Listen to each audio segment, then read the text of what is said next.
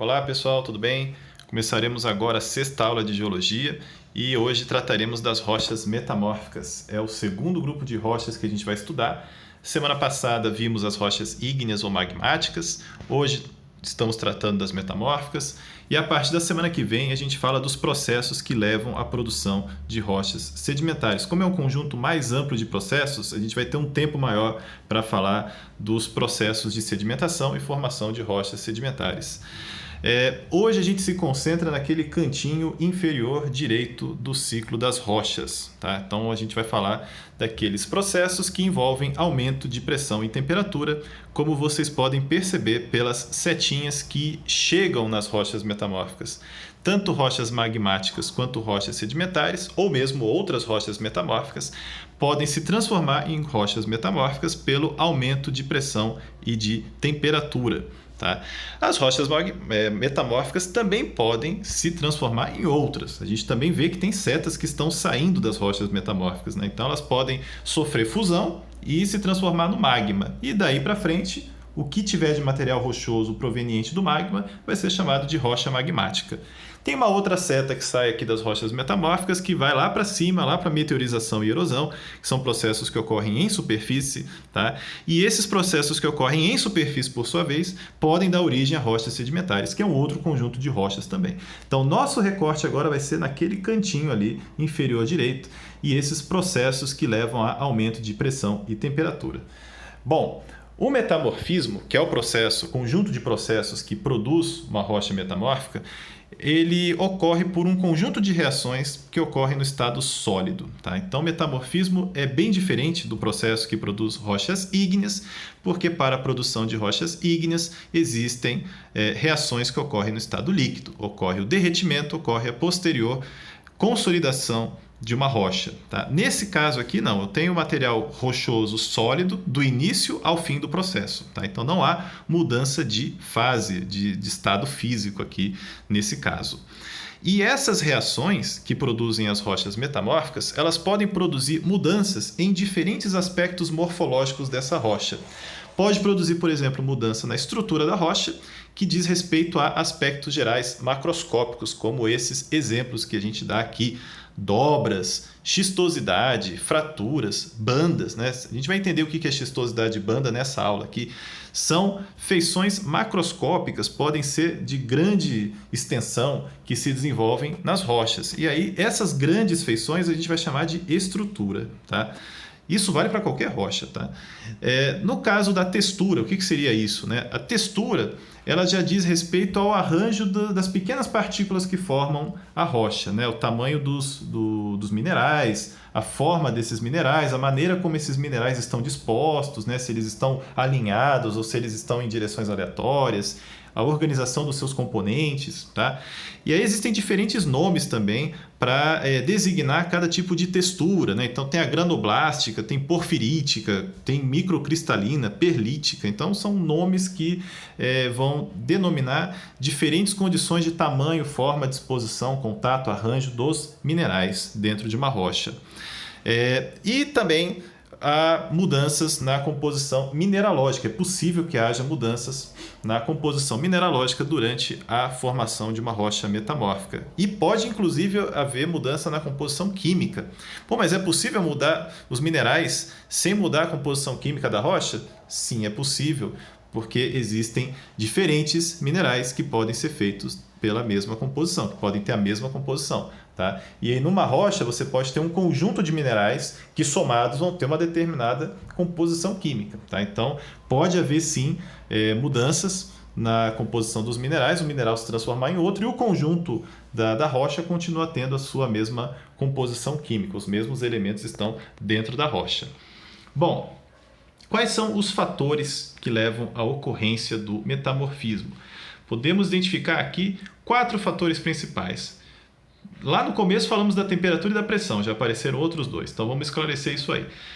Temperatura e pressão, normalmente uma acompanha a outra. Tá? Então, normalmente quando você se aprofunda na crosta terrestre, as pressões aumentam, as temperaturas aumentam também. Tá?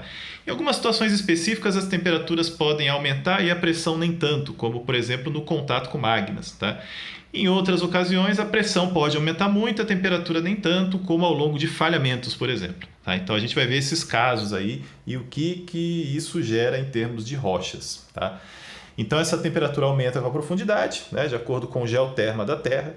A pressão ela pode ser de dois tipos, pode ser a pressão estática ou confinante, que ela é causada pela compressão em função do peso das rochas que estão em cima daquela rocha que está sendo considerada. Tá? Então a pressão estática ela pode fazer com que a rocha encolha, né? Pode fazer com que haja uma grande compressão nessa rocha e isso leva à sua recristalização também, leva a uma ruptura dos poros, né? Os poros eles colapsam, leva ao colapso dos poros. Tá?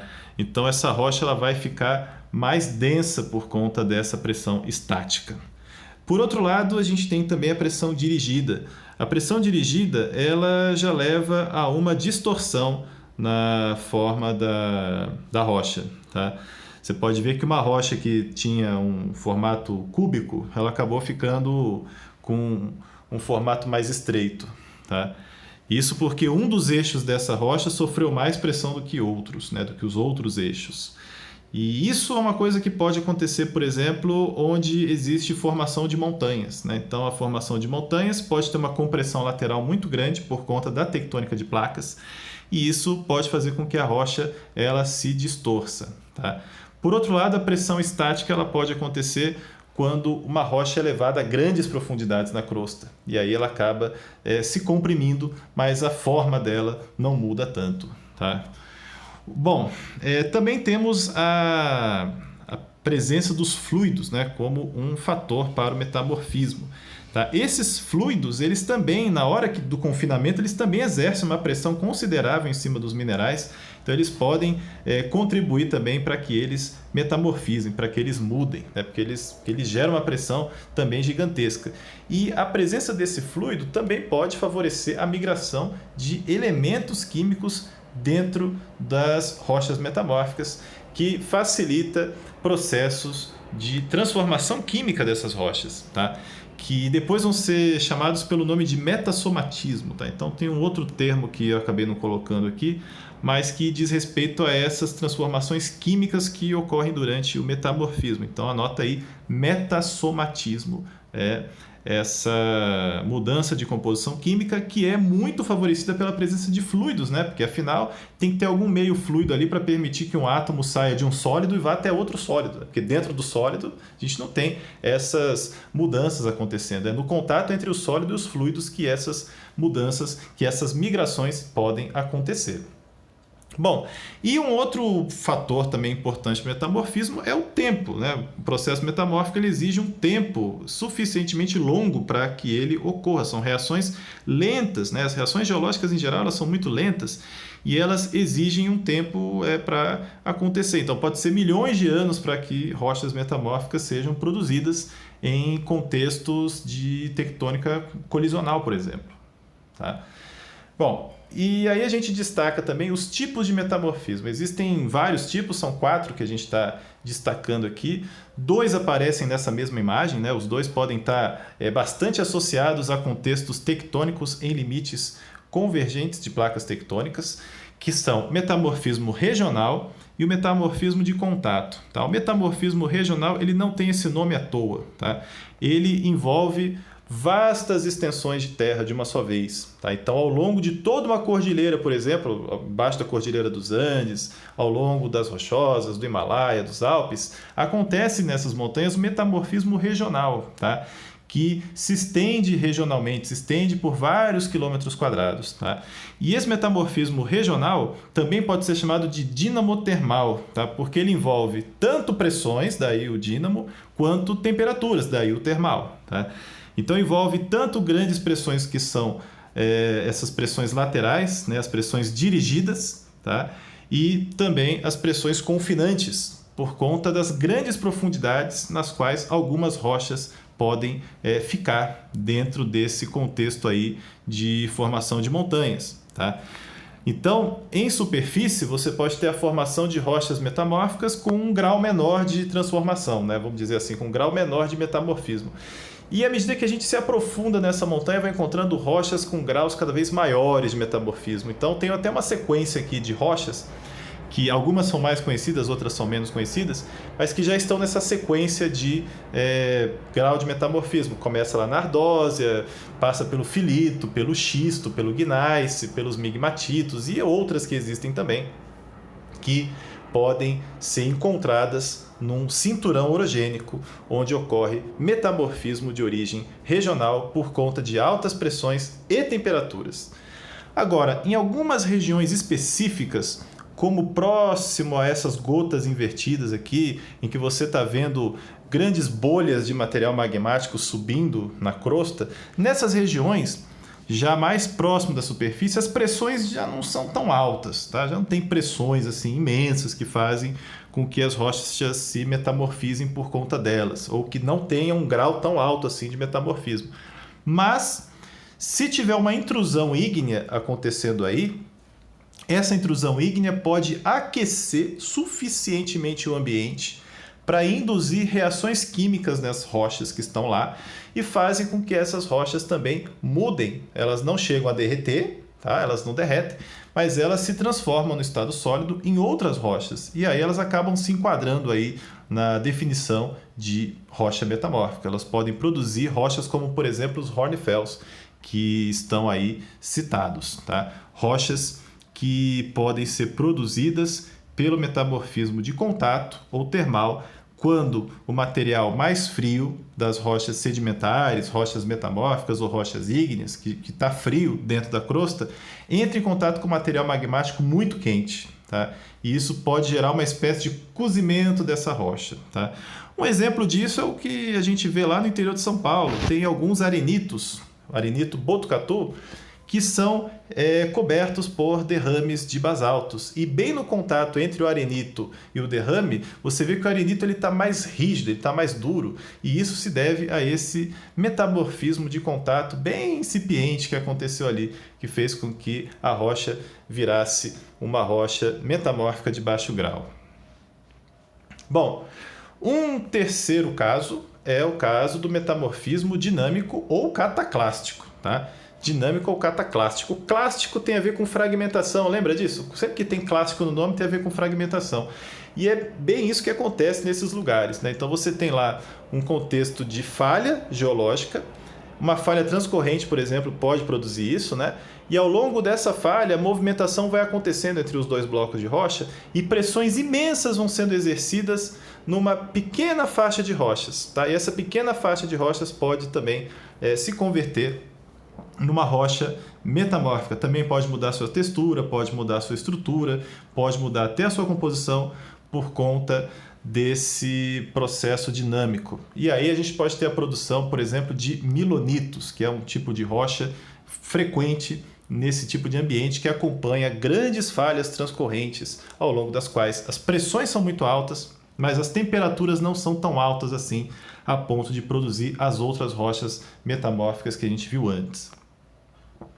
E tem um quarto tipo que eu fiz questão de destacar aqui, que é um tipo muito interessante, que é o metamorfismo de impacto. Ele é produzido quando ocorre a colisão de um objeto extraterrestre com a Terra. Mas que objeto é esse? Podem ser asteroides, podem ser cometas, podem ser meteoroides, né? Pequenos corpos que colidem com a superfície da Terra. E essa colisão, como ela ocorre em velocidades astronômicas e envolve fragmentos grandes de rocha, eles têm muita energia envolvida. Tá? Você tem muita energia cinética envolvida, que é a energia do movimento, que tem a ver tanto com a massa do objeto quanto com a velocidade. Tá? Então, como esse objeto tem muita massa e muita velocidade, ele transfere energia de uma só vez para o substrato rochoso durante o impacto. Isso produz ondas de choque. Essas ondas de choque elas atravessam todas as rochas do substrato e ela, num primeiro momento, ela vai produzir a destruição dessas rochas. Tá? Quanto mais próximo do ponto inicial do impacto, maior a destruição. Então, nas primeiras regiões, você vai ter vaporização de rocha. Tá? A rocha pode evaporar por conta disso, pode vaporizar por conta disso. Vai ter uma segunda faixa de rochas que vão derreter por conta das altas temperaturas envolvidas pela conversão de energia cinética em energia térmica, e depois vai ter um conjunto maior de rochas que vai sofrer metamorfismo, porque tanto as pressões quanto as temperaturas também são suficientemente altas para isso. Então, rochas com metamorfismo de impacto vão ocorrer aí. E essas rochas possuem feições únicas. Apenas esse tipo de processo atinge as pressões necessárias para produzir algumas dessas feições, como cones de estilhaçamento, PDFs, enfim, que é mais na literatura específica do tema, né? E que vão ser diagnósticas de um processo de impacto de meteoro. Tá? Então, esses fenômenos eles são muito comuns no sistema solar. Na Terra, eles foram muito comuns também, tá? Só que aqui na Terra, o nosso registro geológico de crateras de impacto é menor que em outros planetas. E esse registro é menor porque na Terra existe tectônica e existe muita erosão, coisa que nos outros planetas não existe, né? Então, tanto na superfície de Mercúrio, como na superfície de Marte, ou nas luas também, né? Na nossa lua e outras luas também, você tem muitas crateras preservadas porque nesses lugares o ambiente é geologicamente morto, praticamente, né? Você não tem quase movimentos tectônicos, não tem movimentos tectônicos e não tem movimentos erosivos nesses outros corpos que possam apagar as crateras, como ocorreu aqui na Terra.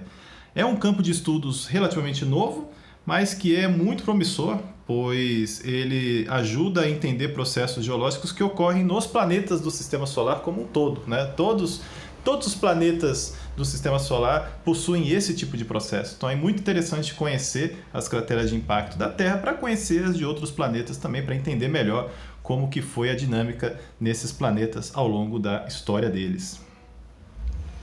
Bom, quando a gente fala das rochas metamórficas, a gente divide esse grande grupo, em dois subgrupos principais. Existem aquelas que são foliadas, que possuem essa estrutura que a gente vê aqui na primeira imagem, que são listras, né? Um padrão zebrado que vai se desenvolver nessas rochas, enquanto que outras rochas metamórficas elas não apresentam esse tipo de estrutura. Elas são conhecidas como não foliadas, elas são maciças. Tá? Aí a gente vai fazer uma breve distinção entre elas. Rochas metamórficas foliadas, elas apresentam minerais que se alongam, né? Que crescem conforme a pressão dirigida que atua acima delas. Tá? Nesse caso aqui, nessa rocha, a gente precisa prestar bem atenção que a gente pode encontrar tanto feições da rocha sedimentar original, tá? Quanto feições produzidas pelo processo de metamorfismo. Tá? Então, nesse caso aqui, a imagem está mostrando essas faixas amarelas como a estratificação original da rocha sedimentar, que nesse exemplo aqui sofreu processo de metamorfismo. Tá? E essas linhas que estão na vertical, essas já são foliações. Essas linhas já foram produzidas pelo processo de metamorfismo. Tá? E ao longo dessas linhas, que os minerais vão poder crescer. Muito provavelmente essa rocha aqui ela foi comprimida no sentido aqui da direita para a esquerda, né? Ela foi comprimida nesse plano horizontal. E essas foliações elas ocorrem sempre na transversal ao eixo de maior compressão. Então, se o eixo de maior compressão foi aqui da direita para a esquerda, né? Nesse eixo da esquerda para a direita, no eixo horizontal, o desenvolvimento de minerais no plano vertical, tá? Que é um plano transversal a esse plano no qual a maior pressão foi dirigida. Tá? E é por conta desse crescimento desses minerais ao longo dessa linha de menor pressão, que é transversal à linha de maior pressão, que a gente vai ter o desenvolvimento da foliação. Tudo bem? E esse desenvolvimento da foliação ele vai crescer à medida que o grau de metamorfismo também cresce. Tá? Então aqui a gente está dando o exemplo do metamorfismo de um lamito, que é um tipo de rocha sedimentar feito de lamas, tá? Que possui argila, silt na sua composição. E esse lamito, à medida que ele é submetido a temperaturas e pressões cada vez maiores, ele vai se convertendo em rochas metamórficas diferentes, que que vão desenvolver foliações diferentes também. Então, no primeiro estágio, você vai ter ali o metamorfismo de baixo grau, produzindo uma rocha bem conhecida que é a ardósia, né? Ela é muito usada na construção civil. Essa ardósia, com o aumento do grau, ela pode se converter em filito, que por sua vez pode se converter em xisto, tá? O mica-xisto, por exemplo, é um tipo de xisto, que já é uma rocha metamórfica de grau intermediário. E quando esse grau de metamorfismo é maior, quando as foliações estão mais desenvolvidas, mais evidentes, você tem o gneiss, tá? Que é uma rocha de alto grau metamórfico que envolve altas temperaturas e altas pressões. Então a gente consegue organizar esses diferentes tipos de rocha aqui de acordo com as suas pressões e temperaturas de origem, que vão fazer com que elas tenham grau baixo, médio ou alto, tá? Então, no baixo grau, temperaturas e pressões menores e foliação menos evidente. No grau elevado, temperaturas e pressões maiores e uma foliação mais evidente, como essa outra imagem aqui pode mostrar para nós também. Então, o crescimento dos grãos da rocha metamórfica vai aumentando, né? Os grãos vão ficando maiores à medida que a gente sai da ardósia, que possui grãos pequenininhos, muito semelhantes à rocha original, tá? O pelito original, a rocha lamítica original, tá? Uma rocha feita de fragmentos finos.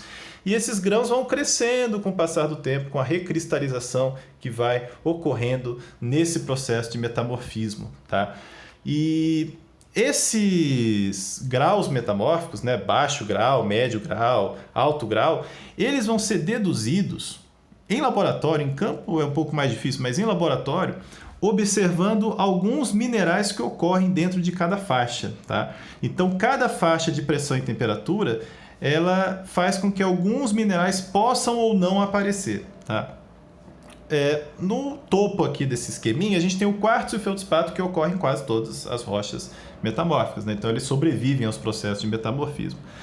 Mas a clorita não, tá? A clorita é um silicato em forma de folhas, tá? Que aparece apenas nas rochas metamórficas de grau mais baixo. Então, nas ardósias, nos filitos, você pode encontrar clorita. A muscovita, por sua vez, ela já ocorre nas rochas de grau baixo e médio, tá? Então a muscovita, que também é um silicato que se desenvolve em folhas, tá? A muscovita também pode aparecer na ardósia e no filito, mas ela também é comum nos xistos, tá? E assim como a biotita é comum nos xistos, né? A biotita também é um tipo de mica, assim como a muscovita, a biotita é um tipo de mica, que é um mineral que tem a forma de folhas. Tanto que o xisto ele pode ser chamado de mica-xisto se ele tiver muita muscovita e muita biotita. Mais para frente, em graus mais elevados, você pode encontrar a granada, que é um tipo de mineral também, um mineral róseo, tá? Que é típico de rochas metamórficas. Então, se você encontrou granada, o mineral granada, né? É bom a gente distinguir. Esse mineral ele é comum em rochas metamórficas de um grau médio a alto. Lá nos níveis mais elevados de metamorfismo é possível encontrar estaurolita e silimanita, tá? Que aí são minerais que se desenvolvem em pressões em temperaturas mais altas. Então a presença de um mineral ou outro acaba sendo diagnóstica para a gente distinguir qual tipo de rocha que a gente tem na nossa mesa. E essa imagem que eu queria mostrar para vocês, ela distingue os diferentes tipos de foliação que existem dentro das rochas metamórficas, tá? Então, aquelas rochas que têm um grau muito baixo, elas possuem apenas a formação de uma clivagem ardosiana, né? O que seria isso? Ou clivagem de filitos, né?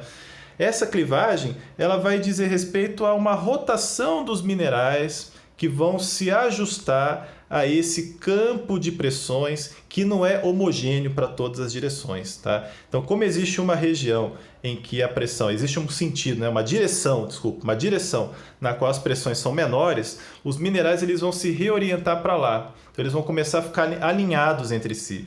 Eles vão ficar perpendiculares ao eixo de maior compressão, tudo bem? E vão ficar paralelos ao eixo de menor compressão. Lá na xistosidade, a gente vai ter um aumento desse caráter de foliação metamórfica. Por quê? Porque os minerais começam a se recristalizar. Então, na clivagem, houve uma reorientação dos minerais, os minerais eles ficam todos orientados na mesma direção. Na xistosidade, eles começam a crescer, Então eles vão aumentar de tamanho, tá? E aí vai ficar mais visível essa estrutura de natureza metamórfica na rocha. E isso vai caracterizar os xistos, né? Os micaxistos, por exemplo. São feitos de várias folhinhas de mica que estão todas alinhadas, todas na mesma direção, a direção em que as pressões são menores dentro desse contexto de formação da rocha metamórfica. E lá no final, quando eu tenho condições extremas de temperatura e pressão, pode começar a ocorrer uma segregação entre minerais de diferentes composições, tá? Os minerais escuros e os minerais claros, eles vão se segregar, cada um vai para um lado e eles vão formar diferentes bandas, diferentes faixas dentro dessa rocha. E isso vai dar origem a uma rocha muito bonita que é o gneiss, né? Uma rocha que contém esses bandamentos, né? Essas faixas que lembram um padrão zebrado dentro da rocha, com cores claras e escuras alternadas, tá? Então, quando você encontra uma rocha com bandamento, você encontra uma rocha com alto grau de metamorfismo, que é o caso dos gneisses, tá? Por outro lado, existem rochas metamórficas que não possuem foliação, são as chamadas rochas não foliadas. Em geral, elas são produzidas de minerais que são originalmente equidimensionais, tá? Ou quando só tem um tipo de mineral na sua composição e não permite essa reorientação dentro deles, né? São apenas um tipo que tem lá dentro. É o caso, por exemplo, do quartzito, tá? O quartzito ele é feito de arenito, tá? Ele tem o arenito como a rocha original. Então, o arenito, quando ele sofre metamorfismo, os grãos de areia eles são aproximadamente equidimensionais. O que quer dizer isso? Significa que eles são bem desenvolvidos nas três direções. Você não tem uma direção ali que predomina em relação às outras, tá? Então, esses grãos, que são quase esféricos, vamos dizer assim, né? Eles acabam, num processo de metamorfismo, não permitindo uma mudança de formato, tá? E o quartzo também ele tem a característica de ser muito resistente mecanicamente, então ele também não permite essa mudança de morfologia. O que tem na transformação do arenito para o quartzito é o colapso dos poros, como a gente pode ver nessa imagem aqui. Então, os poros colapsam, a rocha fica muito mais dura e resistente do que antes, tá? Porque não tem mais essas linhas de fraqueza dentro delas, que seriam a porosidade, né? Que seriam linhas dentro da porosidade. No quartzito, a rigidez é muito grande, e é uma rocha que, em diversos contextos, vai sustentar relevo de morros, né? Relevos positivos, por ser uma rocha resistente, tanto em temperismo físico quanto em temperismo químico. Então, em qualquer clima, essa rocha aqui é bastante resistente. Outra rocha que também é não foliada é o mármore. O mármore ele tem certa homogeneidade, né? Ele é feito de calcário, né? O calcário é a rocha original que, quando metamorfizada, dá origem ao mármore, tá? Então, nesse caso também não temos condições propícias para a formação de foliações, né? Pois os minerais eles são bastante homogêneos aí dentro, tá? Então, apenas ocorre esse colapso dos poros, tal como no caso dos quartzitos, tá? Gera uma rocha que não é tão resistente assim quanto o quartzito, porque é uma rocha mais suscetível em temperismo químico, né? Pela presença de calcita na sua composição, que é um carbonato de cálcio, que é facilmente intemperizado em ambientes que sejam mais ácidos, tá? Bom, indo para o nosso contexto brasileiro, né? Onde que a gente encontra essas rochas sedimentares? Não, as rochas metamórficas, as rochas ígneas, tá? Em muitos mapas por aí vocês vão encontrar essas rochas agrupadas como rochas cristalinas, tá? Então, rochas metamórficas e rochas ígneas, elas podem acabar agrupadas como rochas cristalinas, rochas que possuem cristais bem visíveis, tá?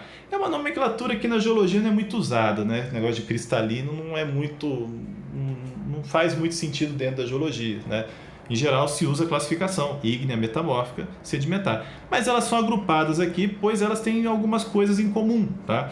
Elas ocorrem muito associadas, tá? Os ambientes que são propícios à formação de rochas metamórficas podem também ser propícios à formação de rochas ígneas, tá? Por conta das altas pressões, altas temperaturas envolvidas, tá? E essas são as rochas que estão no embasamento de todos os continentes, tá? Todos os continentes eles possuem no seu embasamento rochas ígneas e rochas metamórficas. Tá? Então elas acabaram sendo agrupadas por conta disso, elas estão no embasamento de todos, pois uma vez que todos os continentes no passado já foram regiões de dobramento, região de metamorfismo, região de formação de rochas ígneas, pois eles vão sendo formados quando existe contexto convergente de placas tectônicas. Né? Todas as massas continentais são formadas nesses contextos convergentes que vão produzindo rochas metamórficas e rochas ígneas em conjunto. Tá? Então, todas essas regiões aqui que estão destacadas, no passado já foram áreas de colisão entre continentes, tá? Ou áreas de acreção na borda de continentes. Tá? O mais recente de todos é o que a gente vê aqui no litoral brasileiro, né? Que é o cinturão Ribeira, tá? Uma parte do cinturão Ribeira, e que está dentro do contexto do ciclo brasiliano. Né? O ciclo brasiliano foi o último ciclo orogênico que produziu rochas ígneas e metamórficas no Brasil e que se estende por toda essa faixa leste aí do território brasileiro. Mais para o interior a gente encontra vestígios de ciclos orogênicos que aconteceram lá no passado. Então já houve o ciclo transamazônico, já houve o ciclo Jequié, que são ciclos muito mais antigos, que têm bilhões de anos de idade. Tá? Para ter uma ideia, o mais recente, que é o brasiliano, ele começou aproximadamente 800 milhões de anos e acabou a 500 milhões. Né? Então esse é o mais recente, tá? Para ter uma ideia de como que, em geral, as rochas brasileiras são antigas. E nesses cinturões temos sim rochas metamórficas e ígneas ocorrendo em conjunto. Bom, cobrindo esse embasamento, a gente pode encontrar rochas sedimentares também, como a imagem B nos mostra. Né? O território brasileiro tem bastante rocha sedimentar. Né? Na Amazônia tem bastante, lá na região central do Brasil também. Né? Então são bacias sedimentares que se desenvolveram, especialmente quando o nível do mar esteve mais alto. A gente vai falar um pouco mais disso quando falar de rochas sedimentares. Né? E na imagem C, a gente tem rochas vulcânicas, elas acabaram ficando destacadas das cristalinas, né? Por conter cristais muito diminutos. Né? As rochas vulcânicas têm cristais muito pequenininhos. E a gente pode ver que no sul do Brasil tem bastante dessas rochas vulcânicas. Né? São rochas que foram produzidas num contexto de limite divergente de placas, quando a Pangeia estava se quebrando em pedaços. Né? E isso acabou estimulando um vulcanismo muito grande aqui no território brasileiro, especialmente no setor sul do Brasil, tá? Gerando um grande volume de rochas ígneas, tá? De rochas ígneas básicas, tá? Basálticas. Beleza? Então aqui a gente localiza, né, no nosso território onde que está esse conjunto principal de rochas. Né? Para você que está aqui em São Paulo, né, na cidade de São Paulo, as rochas cristalinas aparecem principalmente nas periferias da cidade, enquanto que a parte central está localizada numa pequena bacia sedimentar, tá? Com sedimentos ainda inconsolidados, mas que são dos últimos milhões de anos, são do Cenozoico, tá? De 30 milhões de anos para cá, no caso da idade desses sedimentos. Tá? Então aqui na cidade de São Paulo, na região central, temos sedimentos, não chegou a formar rocha ainda, né? São sedimentos inconsolidados, e no entorno temos rochas cristalinas, especialmente metamórficas. Tá? Na região norte de São Paulo é muito comum encontrar xistos, filitos, enquanto que na região sul é mais comum encontrarmos gneisses e até migmatitos. Significa que são áreas de mais alto metamorfismo, regiões mais profundas da crosta que foram expostas pela erosão. É por isso que essas rochas estão presentes aqui na cidade de São Paulo. Bom, são esses os livros, como sempre, tá? E a gente se vê na próxima semana. Até mais!